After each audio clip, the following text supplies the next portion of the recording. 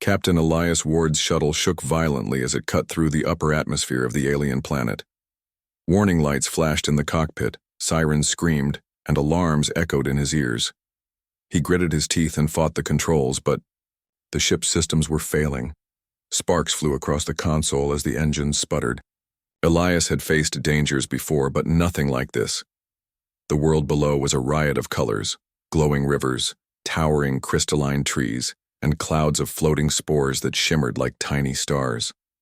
It was beautiful, but beauty meant nothing when survival was on the line.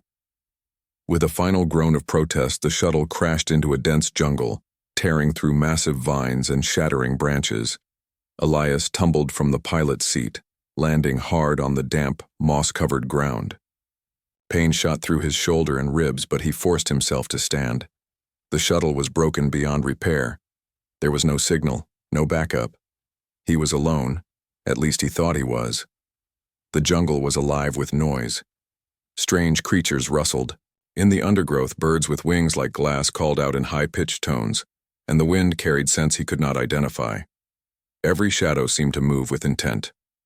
Elias knew he needed shelter and water, and fast. As he stumbled through the thick vegetation, he noticed a faint glow ahead. Curious, he pushed through the underbrush and found a small clearing. There, lying on the ground, was an alien woman. She was unlike any species he had ever encountered. Her skin shimmered with a faint metallic sheen. Her hair flowed like liquid, silver, and her eyes glowed a deep emerald. She was wounded. Deep gashes ran along her arms, and one of her legs was bent unnaturally. Elias's instincts as a medic kicked in. He had no idea if she was friendly, hostile, or capable of understanding him, but he couldn't leave her to die. Carefully, he approached. "Easy. I won't hurt you," he said softly, though he knew she couldn't understand his words. The alien stirred, her eyes opening slowly. They locked onto his, wide and fearful. She hissed, a sound that was both warning and pain. Elias froze. The sound carried weight, a primal instinct that warned of danger, but he ignored it. He could help her. He pulled out his med kit, his hands steady despite the adrenaline coursing through him. Using antiseptic gel and strong adhesive bandages, he worked to close her wounds. He used a portable nanospray to stop the bleeding and rebuild tissue. All the while she watched him, tense, muscles coiled, ready to react. Then with a sudden burst of movement, she lunged at him, biting his arm. Pain exploded through him, sharp and immediate.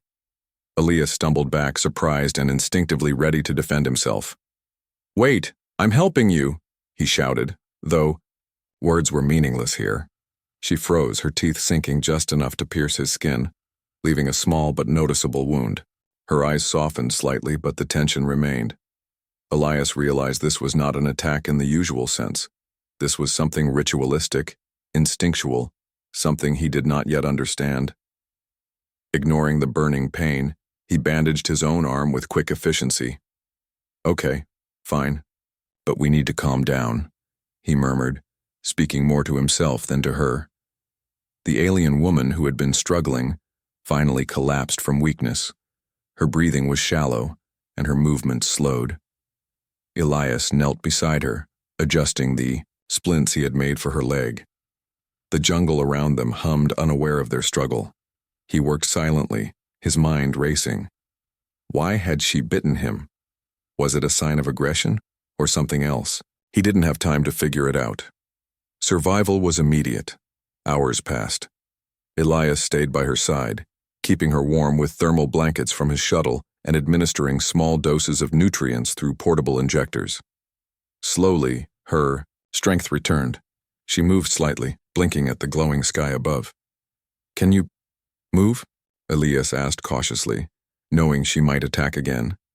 She shifted, testing her leg, then allowed herself to lean on him slightly. He realized she trusted him, or at least depended on him. That small acknowledgement brought a spark of relief. He had saved her life. But then came a sound, a chorus of low guttural calls that echoed through the jungle. They were deep and resonant, vibrating in the ground beneath them. Elias's heart sank. She wasn't alone. From the dense foliage emerged figures, Her tribe, he assumed. There were at least a dozen, each more imposing than the last. They towered over him, their skin shimmering like her own, weapons in hand, eyes focused on him. The alien woman rose slowly, placing herself between him and the approaching group. Her posture was defensive yet respectful. She hissed again, a warning or a command he could not tell. The leader of the group stepped forward. He was larger, with markings on his face that glowed faintly. His eyes fixed on Elias, and he sniffed, the air as if to read his intentions. Elias raised his hands, showing he was unarmed and posed no threat. I healed her. That's all, he said, using calm gestures and hoping to communicate peace. The tribe seemed to react to his tone, but in ways he couldn't fully understand. They circled him, examining him, murmuring in their language. Their expressions were unreadable, curious, cautious, maybe even impressed. The alien woman who had bitten him stepped closer to him, brushing her hand lightly against his chest. It was a strange gesture, almost ceremonial. Then she stepped back and let out a soft, melodic sound that seemed to calm the others. Elias frowned. The bite, the ceremony, everything was part of their culture, he realized. Whatever had happened, he had been marked, or chosen, in some way. His wound throbbed, a constant reminder of the strange bond he now shared with her. Night fell over the jungle, and the tribe did not leave. Instead, they formed a protective circle around him and the alien woman. Elias had no choice but to accept their presence. He sat on the damp ground, tending to minor injuries and observing. He noticed subtle details, the way they communicated silently, the way their eyes glimmered in the dark, the rituals of care they performed on each other. This was a society built on trust, respect, and survival. And somehow, he had become part of it. Elias's mind raced. How would he survive here? How would he communicate? And most importantly, what had he just gotten himself into by healing her? The bite had changed everything. Hours turned into the deep hum of midnight. The jungle was alive with nocturnal creatures, but the tribe remained vigilant, almost protective. Elias finally allowed himself a moment of rest. He leaned against a tree, his thoughts tangled with questions about this alien world, the strange customs, and the woman who had bitten him. For a brief moment, he wondered what humans would think. If they knew where he was, what he had done, and who now considered him something more than just an outsider. But there was no one to answer him, only the soft rustle of leaves and the distant glow of alien lights. As he drifted into a fitful sleep, Elias made a silent promise. He would survive. He would learn their ways. And maybe, just maybe, he would understand why saving her life had marked him as something far greater than he had ever imagined. The jungle whispered around him, alive and watching. And somewhere in the darkness the alien woman stirred, her eyes glowing softly, watching him in return. It was the beginning of something neither of them fully understood, a bond formed through healing, through trust, and through a bite that changed everything. The first light of dawn filtered through the alien jungle, painting the massive trees with a golden glow. Captain Elias Ward awoke with a start, the memory of the previous night's events pressing heavily on his mind. He had survived a crash, healed a stranger, and been bitten, ritualistically somehow, by the very being he had saved. And now, her tribe believed him to be their alpha. Elias flexed his arm carefully, testing the small wound from her bite. The pain had dulled, but the mark remained. He looked around at the tribe, still encircling him. They were silent, their glowing eyes fixed on him like judges in some court he did not understand. The alien woman, Kareth as he had decided to call her, stood just behind him, watching with a calm intensity that unsettled him. He had no idea how to explain that he hadn't asked for this role. In his world, leadership was earned through choice and merit, not through ritual or a bite. But in this alien culture, the rules were different. Already he could feel their expectations pressing against him like an invisible weight.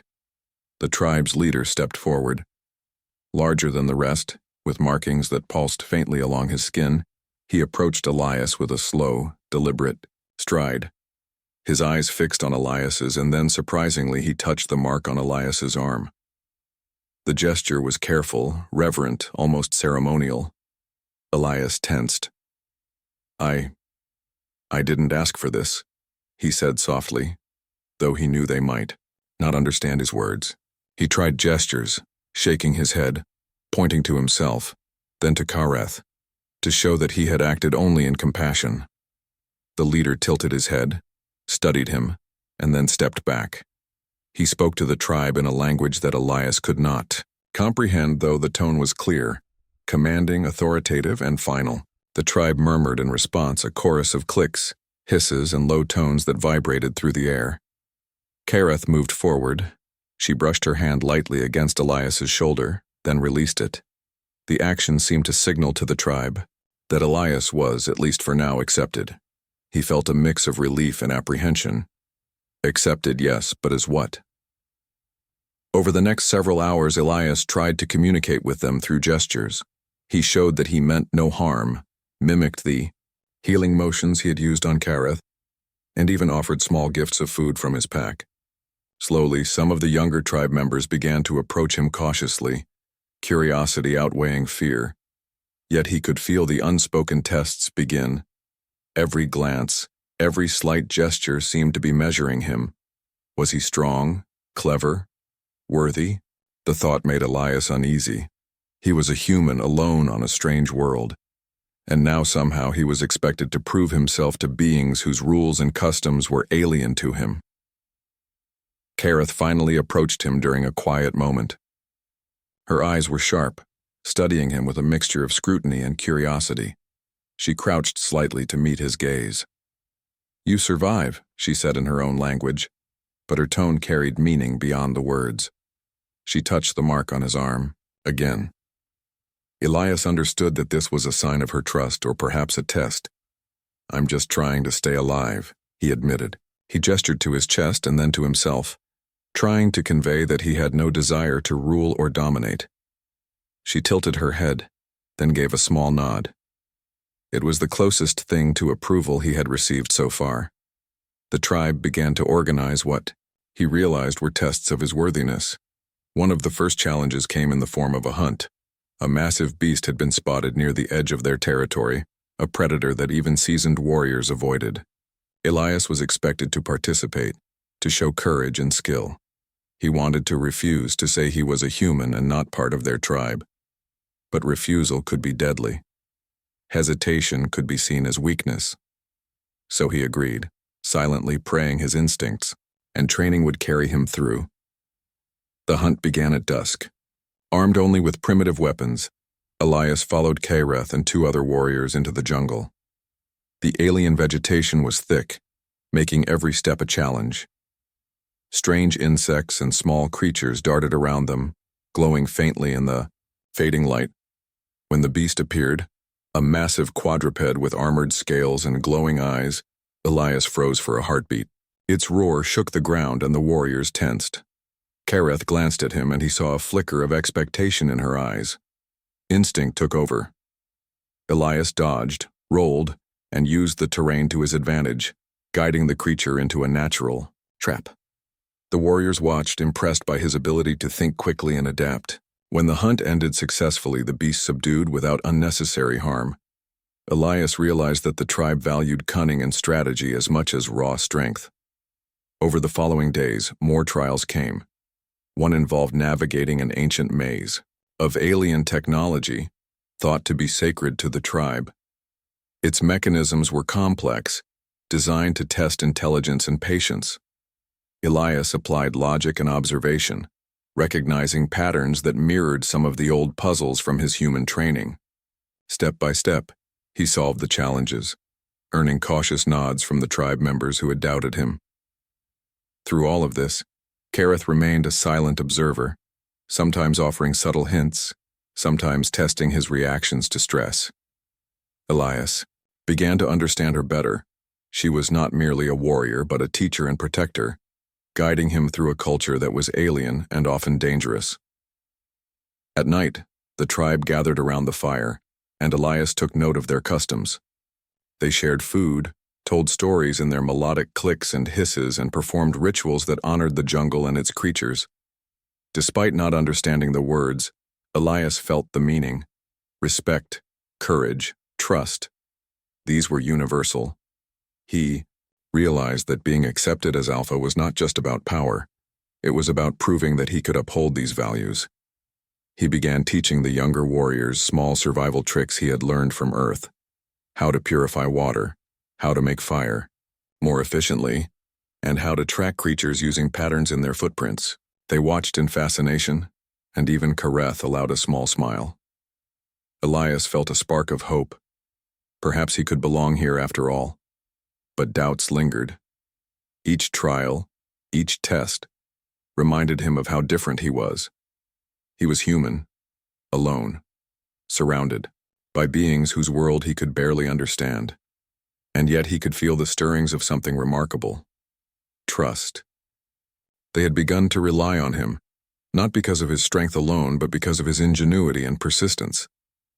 One evening, Kareth approached him quietly while the tribe rested. She gestured to the wound from her bite and then to herself. Elias realized she was asking if he understood the bond it created. He nodded slowly, touching the mark gently. "You are not human only," she said softly in her language. Elias could not translate the words exactly, but he felt the meaning. In this world, he was something more.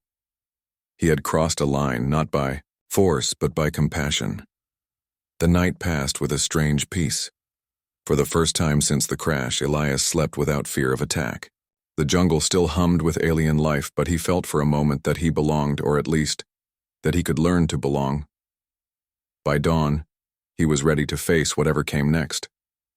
The tribe would continue to test him, to measure his worthiness, and he would meet those challenges. Not as a conqueror, not as an intruder, but as someone who had chosen to help, and who now had to prove that choice was worthy. Elias looked at Kareth and gave a small, determined nod. She returned it, her eyes shining with quiet approval. He did not yet understand all the rules of this alien world, but he knew one thing for certain. He would survive, and he would earn their respect, even if it meant facing challenges that pushed him to his limits. For the first time, the weight of the bite did not feel like a burden. It was a promise, a challenge, and a strange gift all at once. And Captain Elias Ward, human among aliens, would rise to meet it. The jungle was alive with the sounds of dawn, chirping creatures, rustling leaves, and distant roars from beasts unknown. Captain Elias Ward woke with a renewed sense of purpose. The bite of Kareth had left him marked, a symbol of trust, and now he was expected to prove himself to her tribe. The first days had been about survival and understanding. Now, the real tests of leadership had begun. Kareth approached him as he stretched, her glowing eyes reflecting the soft morning light. She didn't speak, but her gestures were clear. Today he would undergo a series of trials that would measure his courage, intelligence, and ability to lead. Elias's heart pounded, but he forced himself to steady his breathing. He had faced impossible odds before, but nothing like this. The first trial was physical. A massive chasm divided a dense part of the jungle, and across it waited a platform suspended by vines. The tribe called it the Bridge of Courage. One by one, warriors had to cross without faltering, testing their balance and fear of heights. Kareth gestured for Elias to step forward. He stared at the swaying vines, the gap below revealing sharp rocks and a fast-flowing river. Doubt crept in, but he remembered the human's words. Courage is not the absence of fear, but the ability to act despite it. Taking a deep breath, he stepped onto the first vine. It swayed violently, threatening to throw him off balance. He gritted his teeth and moved slowly, keeping his center of gravity steady. The tribe watched in silence, their glowing eyes sharp and unyielding. Halfway across, a vine snapped under his weight. Elias stumbled but caught the next vine just in time, swinging himself back onto balance. His heart raced, muscles strained, but he pressed on. Step by step, he reached the platform on the other side. A cheer erupted, Not loud, but resonant, filled with approval. Even Kyreth allowed herself a small smile. Elias exhaled, feeling the first rush of triumph. The tribe respected not just his skill, but his determination. The next trial was intellectual. In a clearing stood a strange structure carved from crystal and metal, its mechanisms glowing faintly. The tribe called it the puzzle of the ancients. Only those who could decipher its patterns and activate its pathways would pass. Elias approached carefully, observing the shifting lights and moving panels. The puzzle was unlike anything he had seen. It responded to pressure, movement, and timing, requiring patience and insight rather than brute force. He knelt, examining the panels, noticing patterns in the way they shifted. Slowly, deliberately, he began pressing sequences in order, testing, failing, adjusting. Sweat beaded on his forehead as minutes stretched into hours. Finally, a series of clicks echoed through the clearing. The structure's central crystal glowed brightly, and a hidden compartment opened, revealing a small trophy, an ornate blade of unknown metal. Elias held it up, feeling the weight of accomplishment. The tribe murmured approval, recognizing his intelligence and persistence. Kyreth stepped forward, her eyes meeting his. She gestured for him to follow. The final trial was the most dangerous. The hunt of the spirit beast. Legends spoke of the creature that roamed the outer jungle, fast, intelligent, and deadly. The tribe used this hunt not only to test strength, but leadership, as the alpha would need to guide others in times of danger. Elias followed the tribe into the dense undergrowth. Birds with shimmering feathers fluttered past, insects glowed like tiny lanterns, and the air was thick with tension. He noticed subtle strategies among the warriors, how they moved silently, communicated without words, and coordinated as one. Hours passed, and then the spirit beast appeared, a massive quadruped with sleek armored skin and glowing eyes that pierced the darkness. Its roar echoed through the jungle, shaking leaves from the trees. The warriors tensed, ready to attack, but Elias held up a hand. "Wait," he said, silently gesturing to Kyreth. He needed to understand its behavior before acting. Observing carefully, he noted the beast's patterns, its movements, and its reactions. He realized that charging in recklessly could provoke it, but guiding it toward natural traps could subdue it without harm. He communicated the plan to Kyreth and two other warriors through gestures, demonstrating where to position themselves. They understood, nodding subtly. The hunt began. Elias moved with caution and precision, using his human intuition to anticipate the spirit beast's actions. He dodged as it lunged, drew the warrior's attention strategically, and guided the beast into a narrow canyon where vines and rocks restricted its movement. With coordinated effort, they subdued it without serious injury to any participant. The tribe circled him once more, admiration in their eyes. Kyreth approached, brushing her hand against his shoulder. The gesture was simple but profound, a sign of approval, acknowledgement, and connection. Elias felt a warmth he had not expected. These beings, so different from humans, now recognized him not as an outsider but as someone who could lead, guide, and protect. As night fell, the tribe gathered around a roaring fire. Elias sat among them, exhausted but exhilarated. The younger warriors asked him questions about Earth, about humans, and about how he solved the puzzle and guided the hunt. He smiled, sharing stories and knowledge in simple ways they could understand, teaching without condescension. Kyreth sat close, observing silently. Finally, she spoke in her melodic, hissing language. Elias didn't understand the words, but her tone conveyed meaning. She was proud, yes, but also cautious. Leadership was not just about passing trials. It was about responsibility, judgment, and empathy. Over the following days, Elias continued to learn the tribe's ways. He practiced combat, not to dominate, but to defend. He studied their customs, understanding the significance of each ritual, gesture, and symbol. Slowly he began to feel a bond not just with Kyreth, but with the entire tribe. One evening, Elias and Kyreth walked along a river that glowed faintly under the twin moons. The jungle was quiet, save for the gentle rush of water. Kareth gestured to his arm, the mark of her bite. Elias touched it gently, acknowledging its significance.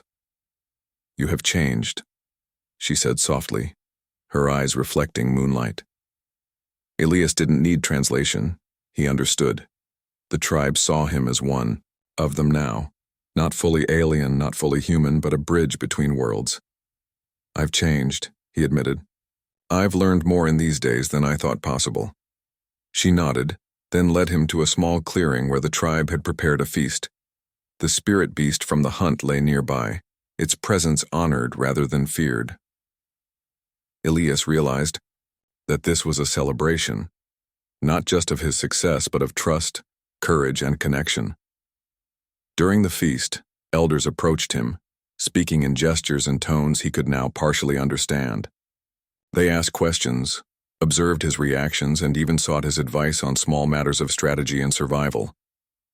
Elias realized that they respected not just his abilities, but his judgment and integrity. The night ended with a ritual around the fire. Kareth led, and Elias followed. He mimicked her movements, feeling the rhythm of their world, the pulse of the jungle, and the unity of the tribe. By the time the ritual ended, he felt a sense of belonging he had never imagined possible on an alien world. Elias knew that the challenges were far from over. Rival tribes, dangerous beasts, and unknown threats still loomed. But for the first time he felt ready. The bite that had once shocked and confused him now felt like a symbol of purpose, a connection that tied him to this world, to its people, and to Kareth.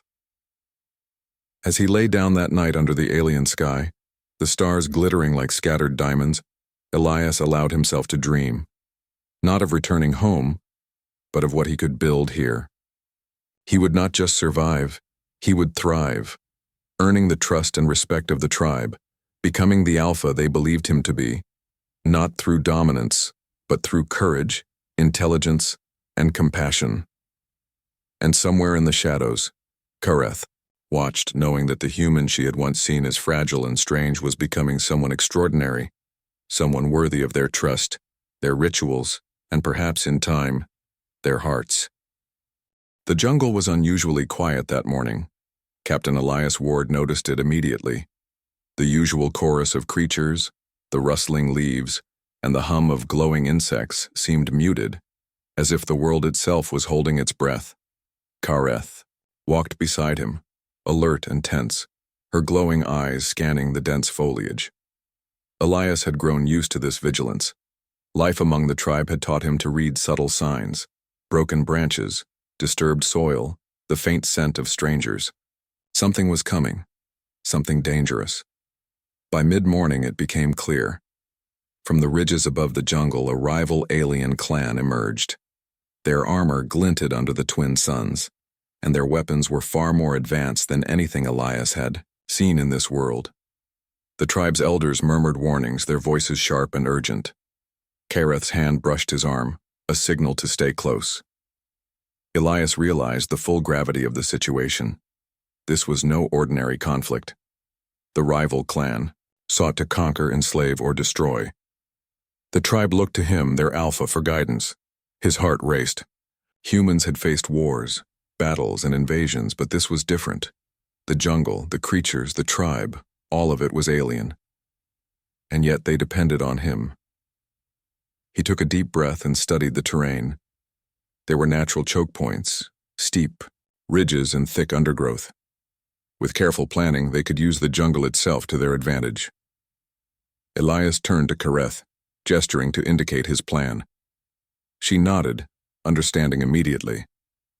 The tribe sprang into action. Using knowledge he had gained from observing them, Elias helped coordinate the defenses. Younger warriors were stationed along ridges, while the older and more experienced warriors prepared traps. Large nets woven from vines were hung across. Narrow paths and pits were covered with camouflaged foliage. Elias even suggested using the glowing plants to create light diversions, confusing the invaders in the dense jungle. Hours passed as the two forces prepared. The air was thick with tension.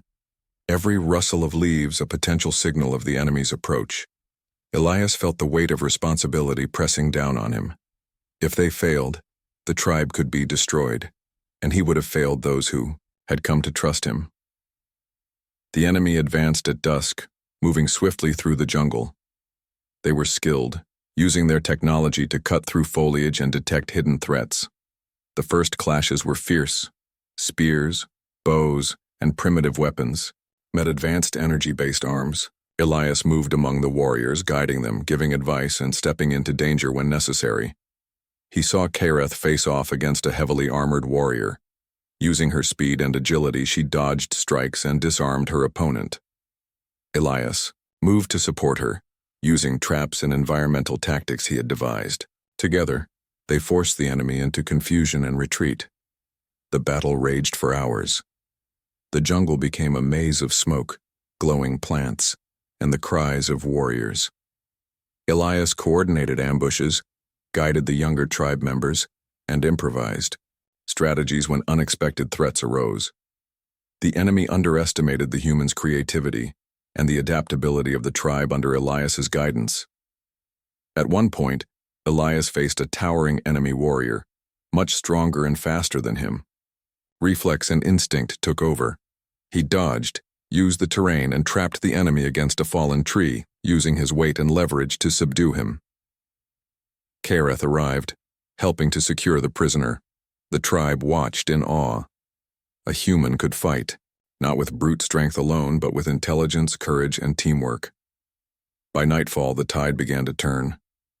The jungle, familiar to the tribe, became their ally. Traps triggered in sequence, confusion spread among the invaders, and the coordinated efforts of humans and aliens created an unstoppable force. Elias, breathing hard and covered in sweat and grime, realized they were winning. The enemy, seeing their losses mount and their formation faltering, began to retreat. The tribe, led by Elias and Kareth, pursued just enough to secure the area but did not overextend, understanding the value of caution. By midnight, the jungle was quiet again. The invaders driven off or captured, the tribe gathered around the fire, exhausted but victorious. Elias sat among them, his chest heaving, but a sense of pride and accomplishment washed over him. He had led them not by domination but by strategy, intelligence, and cooperation. The tribe now saw him not only as alpha by ritual, but alpha by action. Kareth approached him, placing a hand on his shoulder. Her glowing eyes met his, conveying pride and approval. Elias felt a warmth spread through him, the weight of responsibility lifting slightly. He had earned their trust and respect in the crucible of battle. The elders came forward, speaking in their melodic clicks and hisses. Elias did not understand every word, but the tone was clear: gratitude, respect, and recognition. They honored him not just for surviving, but for guiding them to victory. That night, the tribe held a celebration. Stories of the battle were recounted, feats of bravery highlighted, and Elias was at the center, not as an outsider, but as a true alpha. He shared what little human traditions he could, teaching songs and simple games that entertained the younger warriors. Laughter echoed through the jungle, blending with the glow of bioluminescent plants. Kareth sat beside him, and for the first time, Elias felt a deep connection, not just with her, but with the tribe as a whole. He understood now that leadership was not about control, but about responsibility, empathy, and courage. They had come to trust him, not because of rituals or chants, but because he had acted when it mattered most. The following days were spent rebuilding and strengthening defenses. Elias trained with the tribe, sharing knowledge of human tactics while learning their ways in return. He taught them about patterns, improvisation, and observation, while they taught him about strength, endurance, and instinct. Together, they became stronger than any one individual. Kareth became his guide and partner, helping him navigate the complex social structures of the tribe. Through her, Elias learned about loyalty, honor, and the subtle bonds that tied the group together.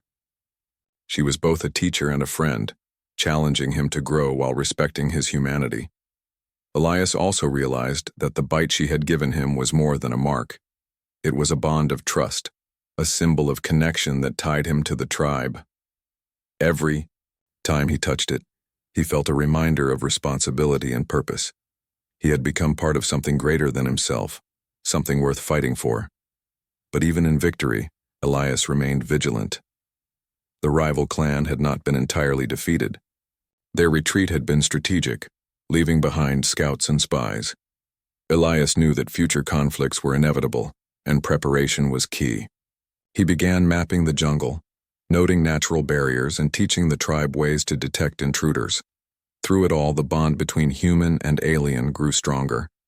The tribe began to see him as a leader, not because he was human, but because he embodied qualities they valued: courage, intelligence, compassion, and the willingness to act. Kareth's bite, once a shocking and confusing act, now felt like the beginning of a partnership built on trust and mutual respect.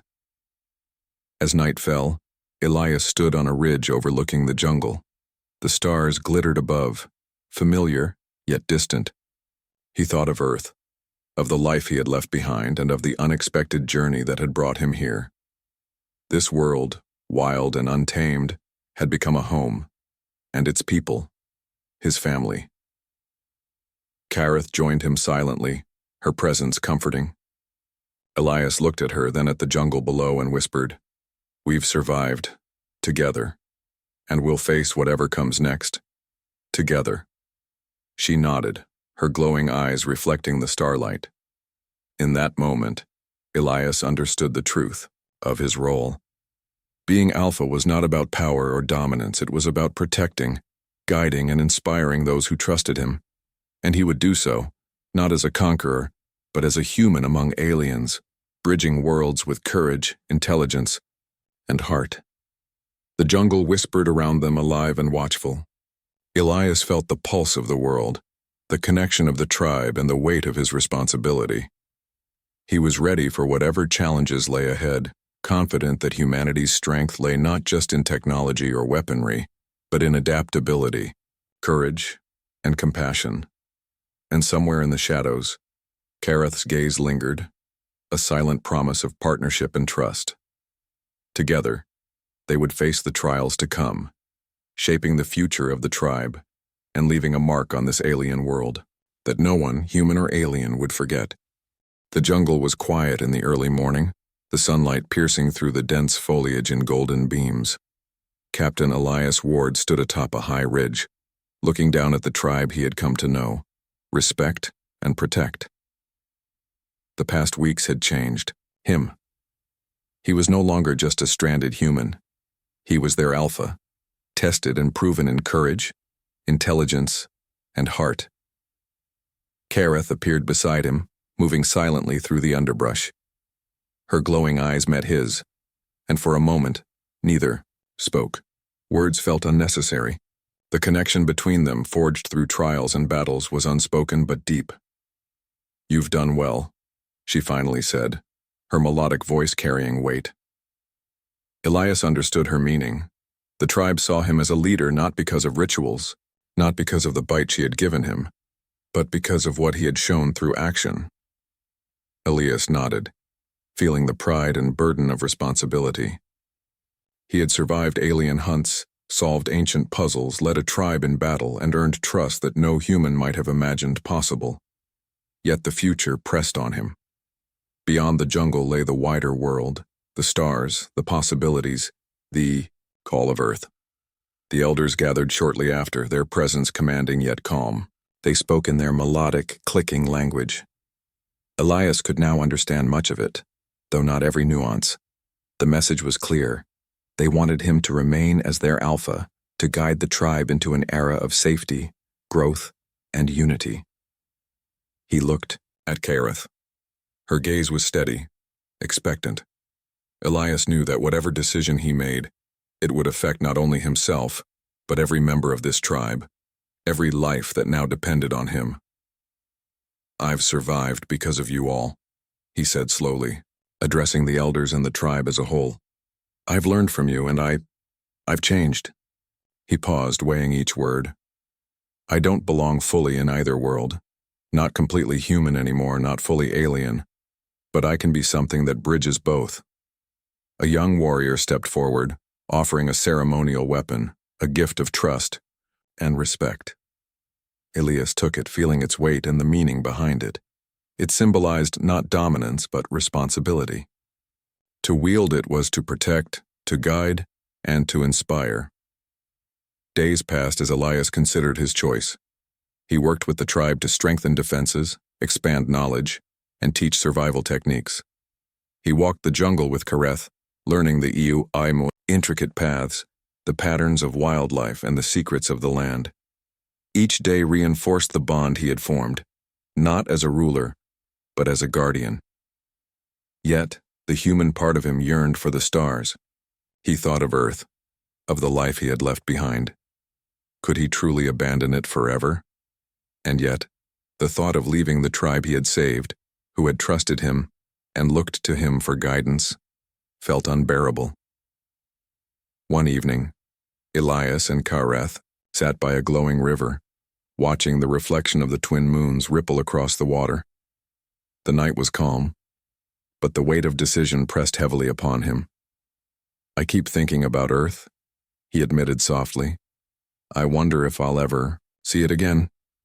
Kareth touched his arm, her glowing eyes gentle. You belong here, she said simply. Not by chance, not by force, but because you have proven yourself. You protect, guide, and care. That is what our world needs. Elias considered her words. She was right. Leadership was not about returning home or chasing past lives. It was about responsibility, action, and courage. He had survived as a human alone, but here he could do more than any one person could achieve alone. He could build, protect, and inspire. The following morning he made his decision. Standing before the tribe with Kareth at his side, he spoke clearly and with conviction. I will stay, he said. Not because I was chosen, not because of rituals, but because I choose to. I choose to protect you, to guide you, and to grow with you. Together we will face every challenge, every danger, and every unknown. Together we will thrive. A wave of quiet reverence passed through the tribe. The elders nodded, the warriors smiled, and even the youngest children cheered. Elias felt a deep sense of belonging, unlike anything he had ever known. This was no longer survival, it was purpose. The day was marked with a celebration.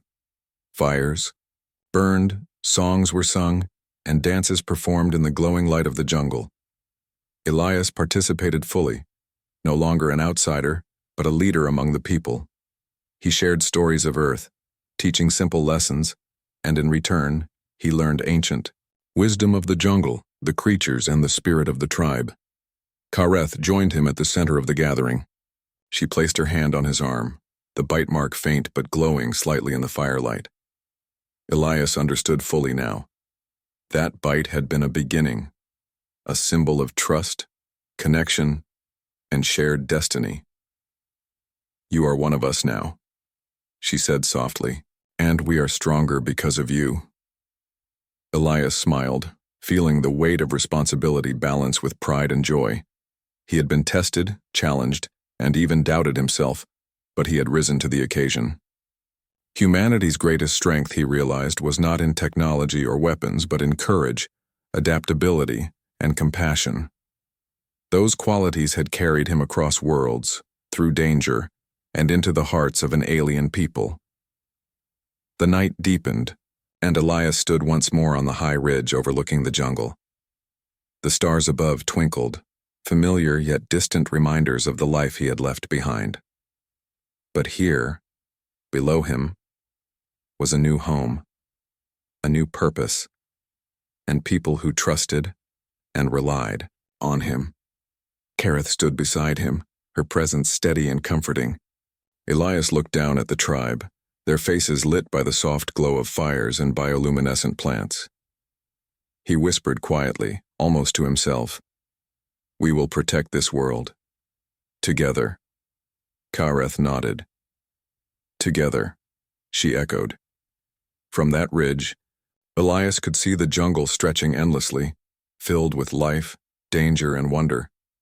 He knew challenges would come, rival tribes, wild beasts, and unknown threats, but he no longer feared them.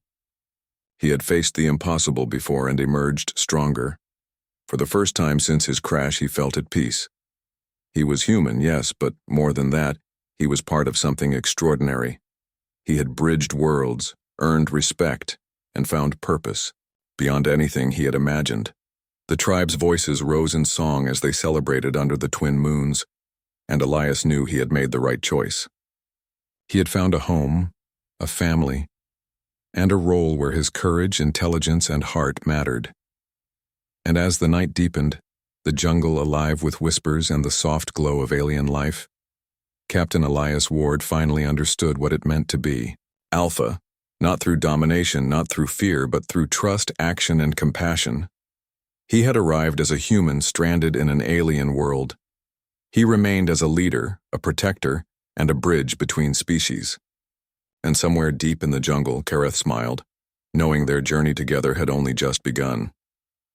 Elias looked to the stars one last time that night and whispered, "Maybe humanity's greatest strength is that we can belong anywhere and make any world our home."